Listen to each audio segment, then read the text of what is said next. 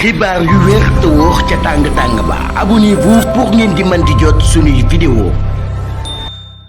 jaajëfal nañu leen ci ànd bi ak Buzz 221 HD ni ñu koy defee saa su ne rek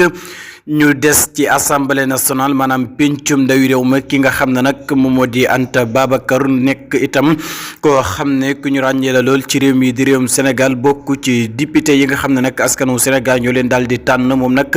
daal dinay jël ab dogal di xam ne na nag du bokk ci benn groupe parlementaire maanaam dafa bëgg ber li nga xam ne nag moom moo di yoonu boppam waaye itam taxaw ci li nga xam ne nag moom moo di yittee askan wi kon nag mën nañoo jàpp ne Anta Babacar Ngom bokk ci coalition bi nga xam ne nag moom moo di ànd sàmm sa kàddu waaye itam nekkee ci li nga xam ne nag moom moo di député du bokk ci li nga xam ne nag moom moo di seen groupe parlementaire waaye itam mën nañoo jàpp ne yeneen coalition yi nag danañu daal di taxawal li nga xam ne nag moom moo di seen groupe parlementaire bu ci mel ne li nga xam ne nag moom moo di takk wàllu kon nag décision boobee la Anta Babacar Ngom daal di jël fas yéene neutre waaye itam jël li nga xam ne nag moom moo di yoonu boppam bañ a topp ci benn li nga xam ne nag moom moo di coalition wala sax li nga xam ne nag moom moo di groupe parlementaire kon nag moom dafay fas yéene taxaw di siifur li nga xam ne nag moom moo di action yi am ci pencum ndawi réew mi.